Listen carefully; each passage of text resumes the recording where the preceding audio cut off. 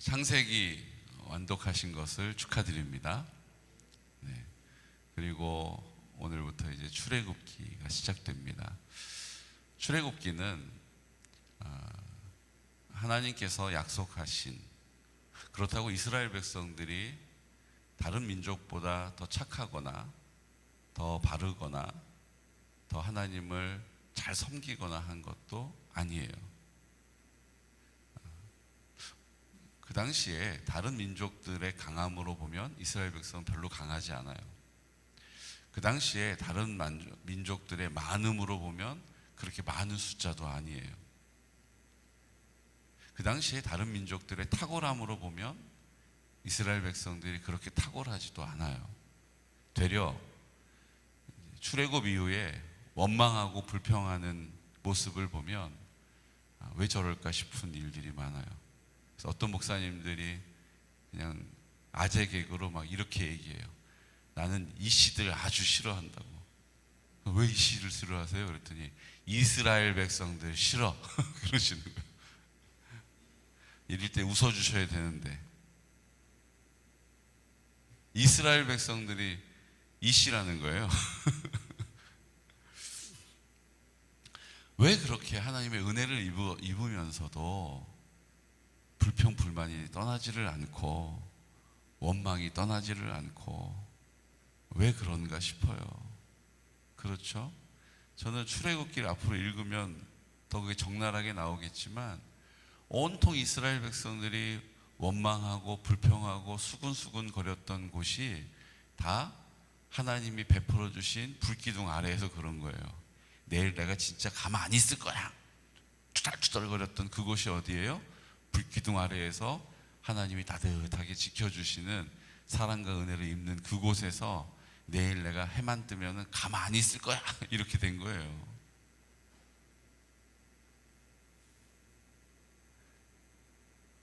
우리를 왜 애굽에서 그냥 놔두지 데리고 나와가지고 이 고생을 시키냐고, 목이 마르다고, 먹을 것도 없지 않냐고 만나를 줬더니 만나만 먹으면 뭐하냐고, 고기를 먹어야 사람이 힘을 쓰지, 메추라기를 줬더니 메추라기만 주면 뭐하냐고, 정력에 약해진 것 같은데 부추를 달라고, 이 부추를 먹어야겠다고.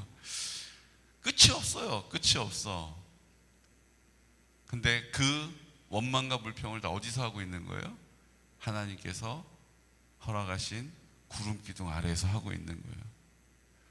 옷이 해지지도 않고 신발이 닳지도 않는데, 신발은 닳지도 않아, 좀 다른 거 새 거 신고 싶은데, 이게 이스라엘 백성들의 수준인 거예요. 우월하기 때문에 하나님이 선택하신 것이 아니라 뭐요? 약하기 때문에, 못났기 때문에, 부족한 거 투성이기 때문에. 그래서 하나님이 그 이스라엘 백성들을 선택하신 것입니다.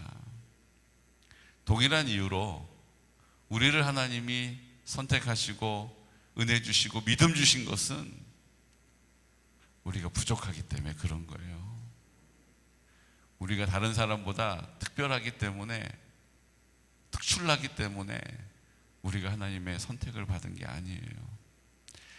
내 부족함을 주님이 잘 아시기 때문에 하나님이 은혜로 우리를 부르시고 우리에게 믿음을 주시고 우리 손을 붙잡고 계신 줄로 믿으시기 바랍니다. 내가 자고할 이유가 있어요? 없어요. 내가 다른 사람 판단할 이유가 있어요? 없어요. 이미 내가 하나님을 믿고 있다라는 그 사실 자체가 난 연약한 사람이구나 라는 것이 뭐 한 거예요? 이미 인정된 거예요. 드러난 거예요. 여러분, 다른 사람을 판단하고 저 사람 왜 저래? 이래야지 저래야지, 온통 우리의 자아중심적인 삶의 우리의 습관들을 주님 앞에 반납하시기를 축복합니다. 주님께 반납할지어다. 우리의 완고한 자아가 주님 앞에 깨어질지어다.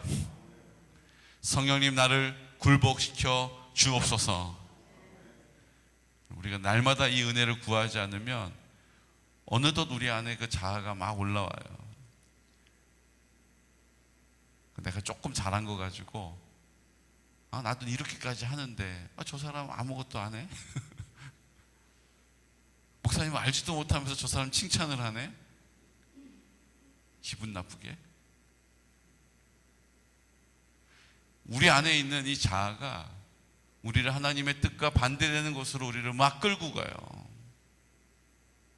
우리의 생각이 우리의 감정을 상하게 하는 거예요. 그래서 느낌과 감정이 나빠요. 그게 표정에 막 나타나요. 사랑하는 성도 여러분, 온전히 우리가 주님께 드려진다는 것은 우리의 자아까지 포함되는 것입니다. 우리의 판단과 생각들도 다 주님께 반납되는 거예요. 내 생각이 막 올라오려고 할 때마다 주님, 제가 여전히 살아있군요. 주님, 여전히 제가 시퍼렇게 살아있습니다. 뭐라고 해야 돼요? 주님, 용서해 주십시오. 그리고 저를 굴복시켜 주십시오. 우리는 맨날 이 싸움을 싸우는 것입니다. 맨날 이 싸움을 싸우는 거예요. 이스라엘 백성들이 70명의 가족들이 애굽으로 들어갑니다. 하나님이 그 흉년 가운데 그 가족을 지켜주시는 하나님의 뭐예요? 구원의 장면이죠. 그 70명이 점점 불어나서 400년이 지났는데 그 숫자가 장정이 60만 명이 됐어요. 그러니까 장정 60만 명에 장정 혼자 살지 않지 않습니까? 부부를 합치면 120만 명, 가족 한 명 생기면 180만 명이 된 거예요. 그러면 3인 1가구입니까? 그 당시에 많이 낳잖아요. 그러니까 이 숫자가 둘만 낳았어도 그 부모님 합치면 어떻게 돼요? 기하급수적으로 늘어나요. 우리가 최소 200만 명 막 이렇게 얘기하는데 사실 아니에요. 훨씬 더 많은 숫자가 그 이집트에 살고 있는 거예요. 애굽에 살고 있는 거예요. 근데 문제가 어디 있습니까? 왕조가 바뀌었어요. 그전에는 히타이트라고 하는 왕조, 그러니까 저쪽 피부가 검은 사람들, 이집트 바산 왕조에서부터 온 사람들이 이집트를 다스렸어요. 그러니까 다른 나라 사람들, 다른 민족 사람들을 총리로 기용하는 것도 가능했던 거예요. 다른 나라 사람들 다 자기도 다른 나라 사람이니까 다 왕조에서 받아들여준 거, 허용된 거예요. 근데 이제 신왕조로 바뀌었어요. 그러면서 이집트 사람이 다시 그 왕조를 다스리게 된 거예요. 왕조가 된 거예요.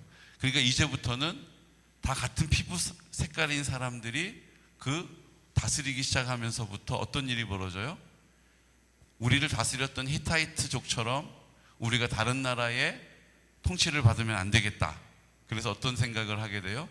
저 이집트 사람들 아닌 사람들이 만약에 또 외부에서 우리에게 전쟁을 걸어왔는데 내부에서 우리 민족이 아닌 사람들이 똑같이 서로 뭐예요? 반란을 일으키면 서로 한 팀이 되면 우리는 이기지 못할 거다. 걱정이 되는 거예요. 두려운 마음 때문에 이스라엘 백성들을 어떻게 해요? 지금까지는 손님처럼 잘 사이좋게 지냈단 말이에요. 근데 하루아침에 그들을 노예 부리듯이 하는 거예요. 그들을 가혹한 일을 시키는 거예요. 근데 그럼에도 불구하고 숫자가 계속 늘어나요. 그러니까 어떻게 해요? 특단의 조치를 취한 거예요. 남자아이들이 태어나면 다 강물에다 던져버려라. 얼마나 왕이 두려웠으면, 그 이스라엘 백성들이 두려웠으면 남자아이들이 태어나면 다 강물에다가 집어던지고 여자아이들은 노예 일꾼으로 쓰겠다, 이렇게 된 거예요. 그런데요, 하나님께서 그 위기 가운데 어떻게 하세요? 오늘 성경에 보면 15절에 애굽 왕이 히브리 산파 시프라라 하는 사람과 부하라는 사람에게 말하여, 지금 이 앞에 나와 있는 애굽 왕의 이름이 나오지도 않고요, 그 노역을 감독하는 감독자라고만 소개하지 그 사람 이름도 나오질 않아요. 대부분은 감독자 누구, 아무개 뭐 이렇게 소개하잖아요. 심지어는 애굽의 군대 장관 이름까지 다 소개하지 않습니까? 그런데 오늘 출애굽기 1장에는요 다른 사람의 이름은 소개하지 않고 12지파의 아들들과 그 다음 누굴 소개해요? 부하와 십부라 3파의 이름을 소개해요. 그리고 그 3파들이 어떻게 했어요? 그 아이들을 강물에 던지지 않고 보호해줘요. 이집트 사람임에도 불구하고 그 아이들을 보호해요. 그 이유가 뭡니까? 하나님을 두려워하는 사람이었다라고 기록하는 것입니다. 여러분, 출애굽기는요, 하나님께서 이스라엘 백성들, 그 민족을, 그 가정을 통하여 책임져 주시고 번성하게 하시고 그들을 통하여 하나님의 사랑과 은혜를 베풀어 주시는 장면을 기록하고 있습니다. 그 창세기가 넘어오면서 이제 그 하나님의 구원을, 그 애굽에서 노예되고 종되었던 삶에서 구원하시는 은혜를 나타내세요. 그리고 나서 그 구원받아서 하나님의 은혜로 하나님의 약속의 땅으로 옮겨지는 출애굽의 사건을 기록하죠. 광야의 사건을 기록하죠. 그리고 나서 어떡합니까? 언약과 율법을 통하여 그 하나님과의 관계가 더 가까워진다라는 사실을 가르쳐줘요.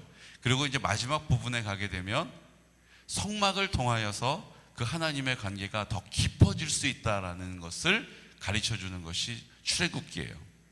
그러니까 우리가 출애굽기를 읽게 되면 하나님의 구원의 열망을 알게 되고, 하나님 반드시 그 약속을 지키시고, 그 약속을 지키는 자리에는 하나님과의 율법, 하나님과 함께 내가 지켜야 할 것, 하나님이 그 지켜주시는 은혜를 우리가 보게 되는 것이죠. 그리고 그 성막을 통하여 예수 그리스도를 발견하게 되는 것입니다. 결국은 이게 구원하는 모든 일들에 있어서 그 구원의 일들은 예수 그리스도로 말미암아 그 예수님의 그림자가 다 보이는 거예요. 출애굽기를 읽으실 때에 예수님의 그림자가 뚜렷하게 보이는 은혜가 있으시기를 축복합니다. 그냥 사건으로 읽지 않고 그냥 인물로 읽지 않고, 아, 이게 지금 예수님이 보이네, 아, 여기서 예수님이 보여, 그 예수님이 자주 보이고 뚜렷하게 보이는 은혜가 있으시기를 축복해요. 오늘 처음 나오는 장면이 뭡니까? 이스라엘 백성들을 두려워하는 바로, 그리고 하나님을 두려워하는 산파들. 그 모습에서 우리가 하나님을 경외하고 두려워하는 인생을 하나님이 어떻게 하신다고요? 오늘 성경에 보니까 20절 말씀 함께 선포할까요? 하나님이 그 산파들에게 은혜를 베푸시니 그 백성은 번성하고 매우 강해지니라. 아멘. 하나님이 하나님을 두려워하는 사람에게 은혜를 베풀어 주신다는 거예요. 하나님을 두려워하는 사람에게 은혜를 베풀어 주신다고 약속하신 것입니다. 그러니까 우리는 둘 중에 하나예요.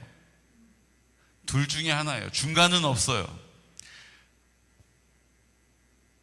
내가 가지고 있는 생각 때문에, 그 판단 때문에 두려워하는 인생을 살고 있거나, 아니면 하나님을 두려워하는 마음 때문에 하나님을 경외하거나, 둘 중에 하나예요. 중간은 없어요. 49대 51, 51대 49. 나는 누군가는 두려워하고 살아요. 그런데 내 생각 때문에, 내 판단 때문에, 내 경험 때문에 두려워하는 인생을 사는 사람은 육의 사람인 거예요. 영의 사람은 하나님을 두려워하고 하나님을 경외하며 살아가게 됩니다. 내가 육의 사람인지 영의 사람인지에 따라서 우리의 삶의 열매는 달라지는 거예요. 오늘 나를 점검하는 은혜가 있으시기를 축복합니다. 바로 왕은 자기가 보여지는 것, 내가 지금 들려지는 것, 내가 느껴지는 것, 내가 경험했던 것을 근거하여서 저들이 더 왕성해지면 위험하겠다, 저들이 더 왕성해지면 우리에게 위협적인 존재가 되겠다, 그리고 그들을 두려워하게 되는 거예요. 우리의 두려움은요, 사실은 우리가 보이는 것, 우리가 들려지는 것, 우리가 느끼고 경험한 것에서 근거할 때가 많이 있다라는 것입니다. 결국 왜 우리가 우리 자아중심적이면 안 됩니까? 왜 우리 자아중심에 따라 살아가면 안 됩니까? 내가 하나님 없이 내가 주인되어 내 판단과 경험, 내가 보는 것, 내가 듣는 것에 근거하여 살아가면 반드시 우리는 두려움에 휩싸일 수밖에 없다라는 거예요. 마귀가 우리가 자아중심적으로 살아가는 인생 가운데 막 복을 주는 게 아니에요. 마귀도 우리를 부자 되게 할 수 전 있다고 봐요. 마귀도 우리를 건강하게 할 수 있다라고 봐요. 근데 하나님이 주시는 공급하시는 은혜가 아닌 것은요, 우리를 자아중심적으로 더 강하게 만들고 그 더 강해진 자아중심적인 우리의 삶이 두려움으로 어떻게 돼요? 가득 차게 되는 거예요. 우리의 인생을 한번 돌아보십시오. 왜 내가 이렇게 두려울까? 내가 왜 이렇게 염려가 될까? 그것은 내 자아중심적인 생각이 나를 꽉 붙잡고 있을 때, 이렇게 살면 어떡하지? 이렇게 하다가 이런 문제가 생기면 어떡하지? 지난번처럼 되면 어떡하지? 지난번처럼 아프면 어떡하지? 지난번처럼 실수하면 어떡하지? 지난번처럼 창피를 당하면 어떡하지? 그것 때문에 우리가 꽉 사로잡혀서 또 그런 일이 벌어지지 않도록 우리의 열심으로 그 문제를 해결하려고 하는 거예요. 우리의 욕심으로 그것을 채우려고 하는 것입니다. 지난번에 동창회를 갔는데 나보고 옷 입은 게 그게 뭐냐고, 머리를 어디서 하는데 그렇게 촌스럽냐고, 차는 뭐 이렇게 요즘 시대에 경차 그거 에어컨은 켜지냐고 그런 얘기를 막 들은 거예요, 어떤 분이. 그러니까 그 앞에서 얼굴이 홍당무가 된 거예요. 그 동창들이 막 깔깔깔깔거리면서 학교 다닐 때도 그러더니 네 인생은 참 서민적이구나 막 이랬단 말이에요. 자, 이런 일을 당했어요. 동창회 또 가고 싶을까요? 가고 싶지 않을까요? 가기 싫죠. 부끄러움을 당했잖아요. 모욕감을 받았잖아요. 그럼 그 다음 어떤 생각이 들어요? 가고 싶지 않다. 근데 안 갈 수가 없는 상황이 되면 어떻게 해야 돼요? 또 그런 상황이 될까봐 두려운 거예요. 그럼 어떻게 될까요, 사람이? 어떻게 해서든지 차를 바꾸고 가장 비싼 미용실을 가고 가장 비싼 옷을 사 입고 그리고 그곳에 가는 거예요. 뭔지 아시겠죠? 그러니까 우리의 생각이 우리를 꽉 사로잡으면요, 우리 나머지 인생이 다 욕심으로 그것을 채우고 내 과분하게 자기의 지금 형편에 맞지 않는 인생을 살게 되는 거예요. 똑같습니다. 우리의 생각이 우리의 삶을 꽉 사로잡으면요, 우리의 인생이요, 평안함이 없어져요. 감사가 없어져요. 나보다 공부도 못했던 저 사람이 더 부자가 된 게 이해가 안 돼요. 우리는 이 땅에 사는 인생 다 거기서 거기에요. 그러므로 하나님의 나라를 살아가는 영적인 세계 안에서 살아가시기를 축복합니다. 주님이 우리 가운데 하나님을 내가 두려워하게 되고 하나님을 경외하게 되고 하나님을 사랑하게 되면 하나님이 우리의 담대함이 되시는 거예요. 그런 말을 들어도 그래, 넌 그렇게 말할 수 있지. 하지만 나는 하나님을 소유한 사람이다. 나는 하나님이 주시는 기쁨을 누리는 사람이다. 나는 하나님이 나를 담대하게 하신다. 하나님이 내 건강을 책임져 주신다. 하나님이 내 생명의 주관자가 되신다. 나는 오늘 하나님과 함께 동행하며 살고 오늘 하나님이 나를 부르셔도 영원한 하나님의 나라로 들어가게 된다. 이것이 우리를 얼마나 담대하게 합니까? 내가 비록 이 땅 가운데 소유하지 못하였어도 하나님이 나의 소유가 되심을 믿는 그 믿음, 그 하나님을 경외하고 두려워하는 삶은 하나님의 평안함을 누리는 인생이 되는 것입니다. 여러분, 이 땅에서 우리가 바라는 대로 원하는 대로 이 땅이 말하고 있는, 이 땅이 이게 있어야 행복한 것이다, 이렇게 해야 즐거운 것이다 라고 이야기하는 모든 것들은 육에 있는 것들이에요. 근데 이것도 필요해요.